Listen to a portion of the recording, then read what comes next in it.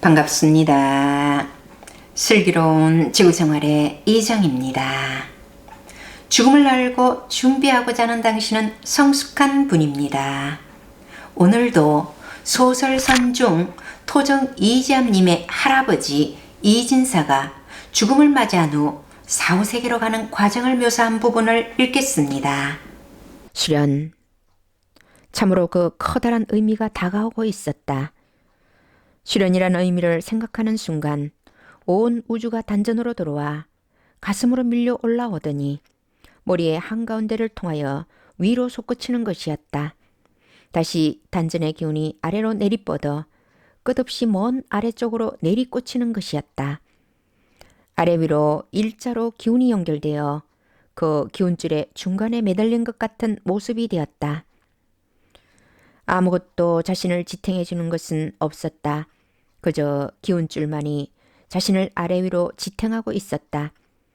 기운줄에 연결된 상태에서 빙그르르 돌기 시작하였다.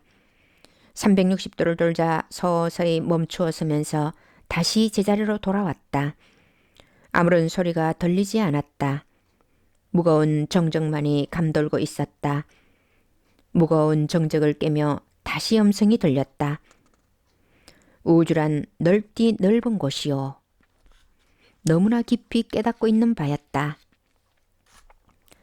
그 넓은 우주를 가까이 바라볼 수 있는 방법은 수련밖에 없어. 당신은 바로 전생의 호흡 인연으로 이만큼 온 것이요. 그랬었구나. 할아버지의 말씀과 생전에 마음을 비우기 위하여 노력한 것이 이만큼의 결과를 가져온 것이구나. 그렇다면 앞으로는 무엇을 해야 할 것인가? 앞으로 얼마간 할 일은 없을 것이요. 그러면 이러한 상태로 있어야 한단 말인가? 그렇지는 않소. 그러면서도 지속적인 변화가 있을 것이요. 그 변화를 수용하는가 여부에 따라 당신의 미래는 달라지게 되어 있어. 미래. 모든 단어의 의미가 새삼 중대하고 무겁게 다가왔다. 생전의 미래는 너무나 좁은 개념이었다. 그런데 지금의 미래라는 의미는 끝없이 먼 앞날을 말하고 있는 것 아닌가? 감히 인간으로서는 생각지도 못할 수조년의 몇 억 배가 될 자신의 앞날들. 무한히 실감되는 순간이었다. 그렇다고 너무 심각하게 생각할 것은 없어. 그 세월도 짧을지 모르오. 내가 살아온 바에 비하면. 그렇다면 이 선인은 얼마의 세월을 살아오셨단 말인가? 당신이 생각할 수 있는 범위를 넘었다는 것만 알면 돼요. 도대체 얼마의 세월이기에 내가 생각지도 못할 정도의 세월이란 말인가? 인간으로 있으면 상상력이 상당 부분 통제를 받게 되어 있어. 어떠한 연유로 그러한 일이 생겼습니까? 인간이 많이 생각해봐야 별 도움이 되지 않기 때문이요. 인간이 생각하는 것이 별 도움이 되지 않는다니. 생각을 많이 할 수 있다는 것은 급속한 진전과 깊이 연관되는 것이요. 급속한 진전은 인간의 현재 처지로 볼 때 형편이 따라가지 못함으로 인하여 갈등만 불러일으킬 소지가 높소. 하긴 그랬다. 인간의 능력으로는 생각할 수 있는 것조차 제한되지 않았던가. 해결책을 바로 옆에 놓아두고 수천리를 돌아가는 방법으로 생각하는 사람들을 너무 많이 보아온 것이다. 그러한 모든 것이 인간임으로 생긴 것이라면 인간의 껍질을 벗은 이후에는 그러한 것이 없어야 할 것 아닌가. 그렇지 않네. 인간으로 있었다는 것은 그간의 결과에 대하여 책임질 것을 요구받는 것이네. 인간이란 항상 자신이 책임을 면할 수 있다고 생각하지만 결코 그렇지 않네. 마음을 올바로 쓰는 것과 그렇지 않은 것이 인간의 눈으로 보면 잘 보이지 않으나 성계에서는 전혀 속일 수 없는 것이네. 성계란 모든 것이 투명의 곡치를 달리고 있네. 있는 그대로 모든 것이 비추게 되어 있네. 이 그림에 가감을 한다는 것이 허용되지 않는 것이지. 가감이 허용된다는 것은 성계에서는 있을 수 없는 일이네. 모든 것이 정확함으로 그 기반 위에서 모든 것이 진화할 수 있는 것이지. 저기를 보게. 별들이 사라지고 공중에 떠 있는 수많은 인간의 영체들이 보였다. 누워 있는 경우도 있었고 앉아 있는 경우도 있었으며 엎드려 있는 경우도 있었다. 처음에는 수십 명이 보였으나 점차 시야가 넓어지면서 수십만, 아니 그 이상의 영체들이 떠 있는 것이 보였다. 해수욕장의 백사장 모래만큼이나 많은 사람들이 떠 있었다. 끝이 보이지 않았다. 성게의 눈으로도 보이지 않을 정도로 아득한 저 멀리에까지 떠 있었다. 한 사람간의 거리는 양옆이나 아래 위로 약 6 내지 9m 정도로 떨어져 있었으며 모든 사람들이 줄을 맞추어 있는 것은 아니었다.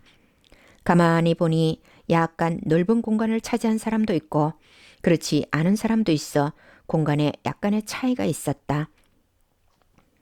위로 올라갈수록 얼굴에 화색이 돌고 금방이라도 깨우면 일어날 것 같은 상태인 것으로 보아 다소 의식이 있어 보이는 영체들 같았으며 아래로 내려갈수록 얼굴에 화색이 없고 거의 석고 같은 느낌이 들며 생기가 없는 것으로 보아 의식이 없는 영체들이었다. 공중에 떠 있는 것을 보면 무중력 상태 같았다. 몸을 움직이는 사람들은 없었다. 자신의 자리는 항상 그대로인 것 같았다. 무엇인가 아주 작은 별똥별 같은 것이 이들이 떠 있는 곳을 지나가자 약간 흔들리더니 다시 제자리를 찾아 들어가고 있었다.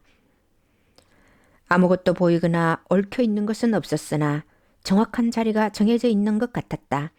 모든 사람들이 자신이 생전에 입던 옷을 입은 모습 그대로 공중에 떠 있었으나 미동도 없이 가만히 있었다.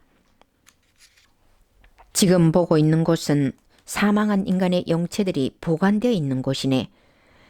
이곳에서는 영급의 차이에 의해 보관 장소가 정해지네. 우주란 워낙 넓어서 저렇게 끝도 없이 보이는 것 같아도 우주 전체로 보면 아주 좁다고 할 수 있지. 아마도 지금까지 죽은 모든 영체들이 환생한 일부를 제외하고는 거의 다 있는 것 같았다. 저렇게 많은 영체들이 있었구나.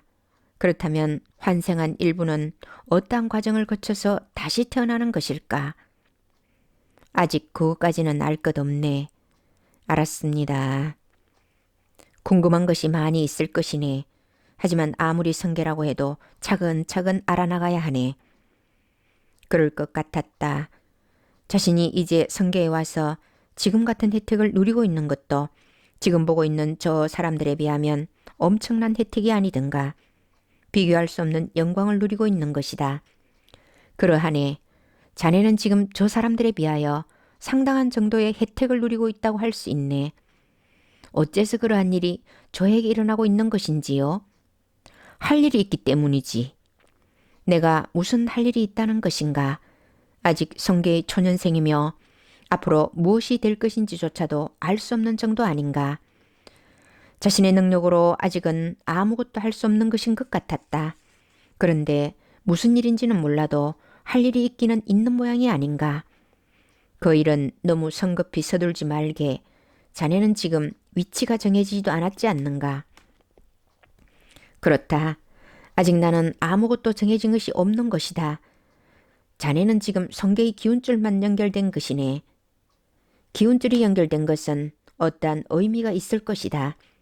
이 의미를 잘 살려야 할 것임은 두말할 나위 없는 것 아닌가. 그러하네. 지금은 그러한 생각만 하고 있도록 하게. 알았습니다. 모든 것은 다 가는 대로 가도록 되어 있네.